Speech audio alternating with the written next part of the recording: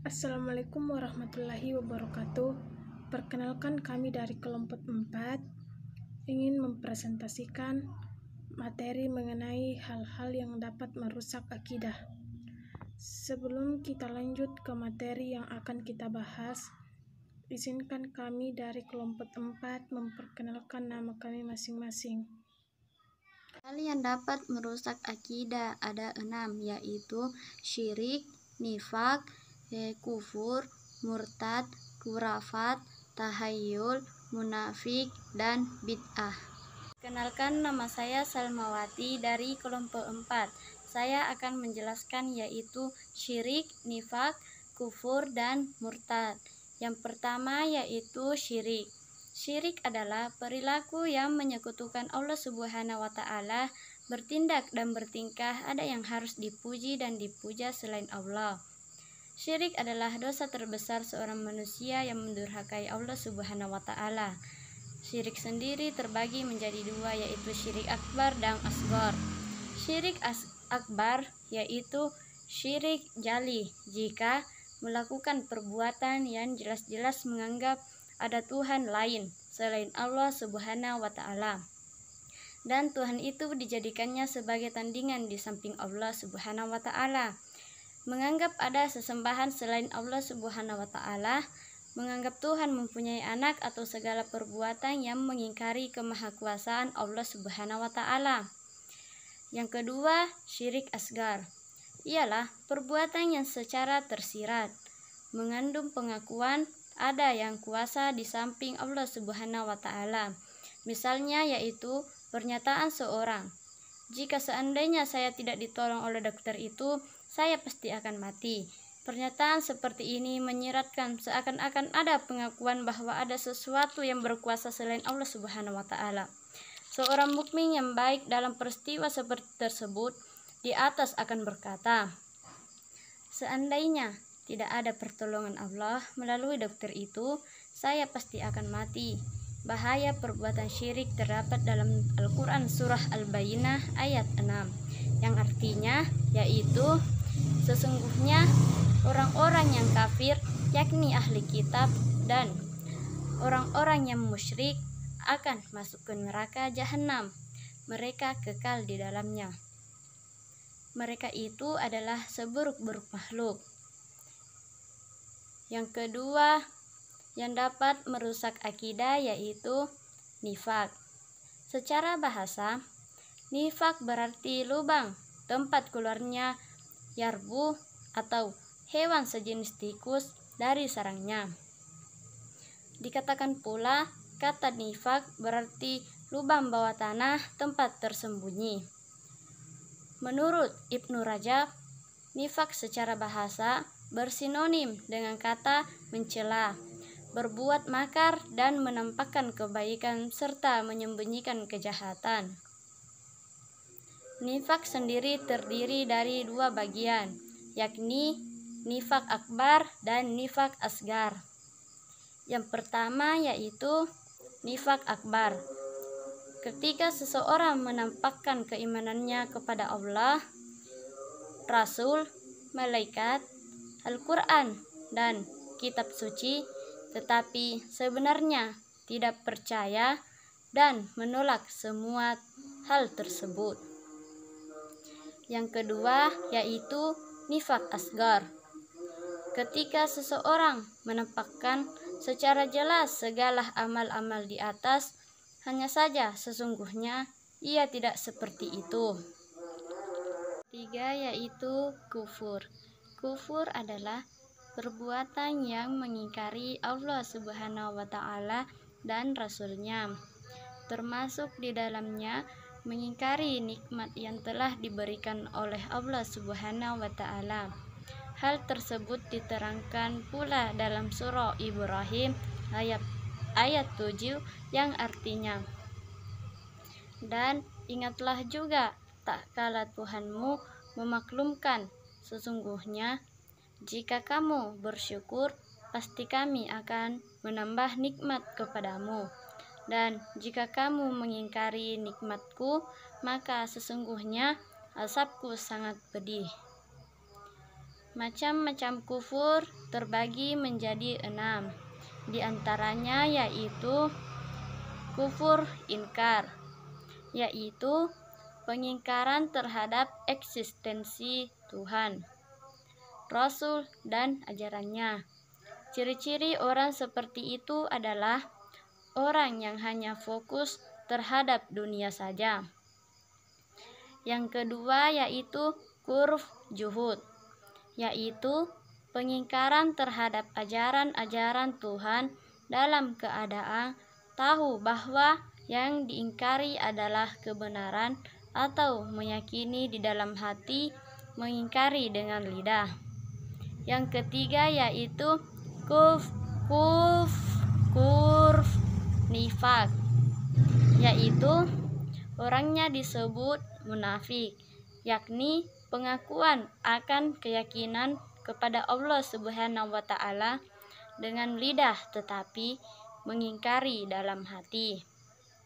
Yang keempat, kufur syirik, yaitu pelakunya disebut musyrik, yakni mempersekutukan Allah Subhanahu wa Ta'ala dengan sesuatu yang lain. Yang kelima, kufur nikmat, yaitu penyalahgunaan atas nikmat yang diperoleh. Yang keenam, kufur riddat, artinya kembali ke kafiran setelah beriman. Pada masa Nabi terjadi 3 riddat, yaitu Bani Mudlaj, Bani Hanifah, dan Bani Asad. Yang keempat yaitu murtad. Istilah murtad berarti keluar dari agama Islam dalam bentuk niat, perkataan, atau perbuatan yang menyebabkan seseorang menjadi kafir atau tidak beragama sama sekali. Murtad sendiri terbagi menjadi 3 bagian, yakni murtad dengan perkataan, murtad dengan perbuatan, dan murtad dengan iqtiad atau keyakinan. Murtad sendiri terbagi menjadi 3 bagian, yaitu 1. Murtad akidah atau murtad i'tikadiyah, yaitu diperuntukkan oleh orang-orang yang tidak lagi meyakini agama Islam dan tidak lagi meyakini konsep keimanan yang dianut oleh agama Islam.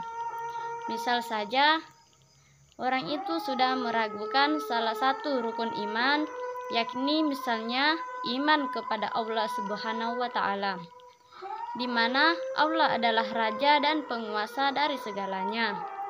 Di masa silam, Khalifah Abu Bakar As-Siddiq memerangi golongan orang-orang yang menolak untuk menaikkan zakat. Menurut Abu Bakar, mereka sudah dianggap murtad dan keluar dari agama Islam.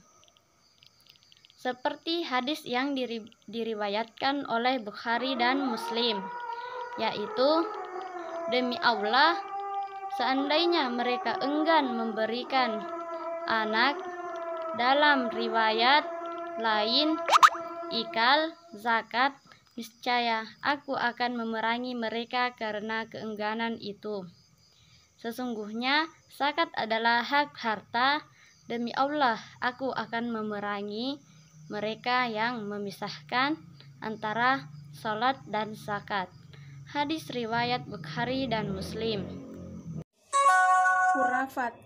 Khurafat atau percaya dengan hal-hal yang tidak logis biasanya berkembang dari nenek moyang secara turun-temurun dan akhirnya diyakini hingga sekarang.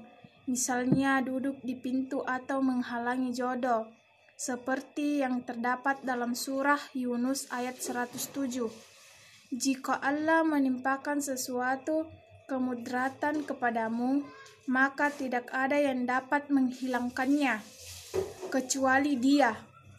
Dan jika Allah menghendaki kebaikan bagi kamu, maka tak ada yang dapat menolak karunia-Nya. Dia memberikan kebaikan itu kepada siapa yang dikehendakinya. di antara hamba-hambanya, dan Dialah yang Maha Pengampun lagi Maha Penyayang. Tahayul. Kata tahayul berasal dari bahasa Arab yang artinya berangan-angan tinggi, melamun, membayangkan atau menghayal, mengait-aitkan kejadian-kejadian yang dianggap aneh dengan sesuatu yang mana tidak ada dasarnya di dalam ajaran Islam. Sebagai contoh, tahayul adalah mempercayai akan mendapatkan rezeki ketika orang tertimpa kotoran cicak atau suara burung yang dianggap akan ada tamu yang datang, dan lain sebagainya. Dari istilah tersebut, tahayul terbagi menjadi dua, yaitu yang pertama, kekuatan ingatan yang terbentuk berdasarkan gambar indrawi dengan segala jenisnya, seperti pandangan, pendengaran, penceroba, penciuman, setelah hilangnya sesuatu yang dapat diindra tersebut dari panca indera kita. Kedua, yaitu kekuatan ingatan lainnya yang disandarkan pada gambar indrawi. Kemudian satu dari unsurnya menjadi sebuah gambar yang baru. Gambar baru tersebut bisa jadi satu hal yang benar-benar terjadi, atau hal yang di luar kebiasaan, kemustahilan, seperti kisah 1001 malam, Nyai Roro Kidul, dan cerita-cerita khurafat lainnya. Yang selanjutnya yaitu munafik. Munafik merupakan apabila berjanji ia mengingkari, apabila berkata ia berdusta, dan apabila dipercaya ia berkhianat. Nabi Shallallahu Alaihi Wasallam bersabda, "Buatkanlah jaminan 6 hal kepadaku tentang dirimu, maka aku akan menjamin kamu akan masuk surga. Jujurlah bila kamu berkata, tepatilah bila kamu berjanji, tunaikanlah bila kamu dipercaya, peliharalah kemaluanmu, pejamkanlah matamu, dan jagalah kedua tanganmu." Dari dalil di atas terlihat bahwa orang yang bisa melakukan 6 hal di atas akan dijamin masuk surga. Sedangkan orang munafik adalah orang yang mengabaikan 3 dari 6 hal di atas, sehingga orang yang munafik jaminannya adalah kebalikan dari surga, yaitu neraka. Selanjutnya yaitu bidah. Jika ditinjau dari sudut pandang bahasa, bidah diambil dari kata bidah, yaitu al-ikhtirah, mengadakan sesuatu tanpa adanya contoh sebelumnya. Bid'ah pada dasarnya berarti sesuatu yang baru. Bid'ah merupakan amalan baru dalam ibadah yang belum pernah ada di masa Rasulullah Sallallahu Alaihi Wasallam. Bid'ah dalam ibadah sebuah kesesatan, dan sesuatu sesat akan masuk neraka, seperti yang termasuk dalam kitab Sahih Muslim bisyara Imam Nawawi. Dijelaskan yang artinya sebagai berikut. Dan yang dimaksud bidah, berkata ahli bahasa, dia ialah segala sesuatu amalan tanpa contoh yang terlebih dahulu. Bismillahirrahmanirrahim. Pada kesempatan kali ini saya akan menjelaskan bagaimana cara mencegah diri dari hal-hal yang dapat merusak akidah. 1.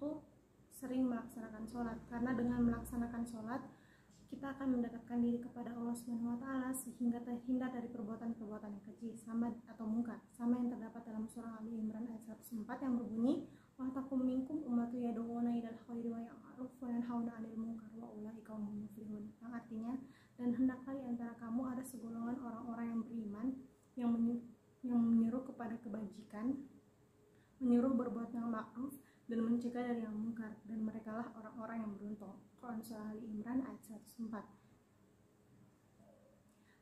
Yang kedua, senantiasa meningkatkan ketakwaan kepada Allah Subhanahu wa taala, karena dengan meningkatkan ketakwaan kepada Allah Subhanahu wa taala, Allah akan senantiasa mempermudah atau memberi jalan atas setiap masalah yang dihadapi.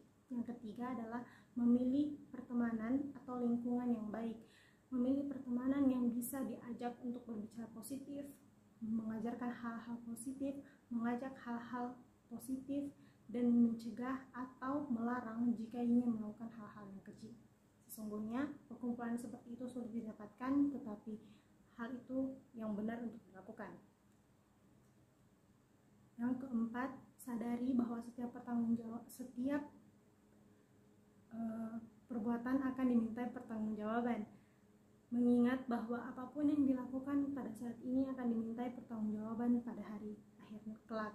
Ingat bahwa dunia ini hanya fana, sementara dan tidak kekal. Yang terakhir adalah selalu mengingat Allah Subhanahu wa Ta'ala dimanapun dan kapanpun, sehingga dengan hal itu setiap pikiran ingin berbuat keji atau hal yang mungkar, Allah akan selalu mengingatkan bahwa hal-hal itu selalu dilarang oleh Allah, dan dalam agama Islam hal-hal itu juga tentu terlarang. Oleh karena itu penting bagi kita untuk mendekatkan diri kepada Allah, meningkatkan ketakwaan kepada Allah, dan selalu mengingat Allah Subhanahu wa Ta'ala di hati dan pikiran. Dari penjelasan sebelumnya dapat ditarik kesimpulan bahwa terdapat banyak hal-hal kecil yang tanpa disadari dapat merusak akidah seseorang. Di lingkungan hidup kita pun tidak menutup kemungkinan 100% tidak pernah ada orang yang melakukan hal-hal tersebut, mulai dari adanya musyrik, murtad, bid'ah, dan lain sebagainya. Keyakinan jika tidak dilandasi oleh Allah Subhanahu wa Ta'ala, tidak dilandasi dengan akidah yang kuat, seseorang akan dengan mudah terjerumus ke dalam kesesatan. Oleh karena itu pula dibutuhkan fondasi atau akidah yang kuat untuk menjaga diri dari hal-hal yang dapat merusak akidah seseorang. Sekian dari penjelasan kami, kurang dan lebihnya mohon dimaafkan. Nun wal qalami wa ma yasturun. Nun demi dan segala apa yang dituliskannya. Pena adalah lambang kesempurnaan. Pertajam mata pena untuk menggoreskan karya nyata. Wassalamualaikum warahmatullahi wabarakatuh.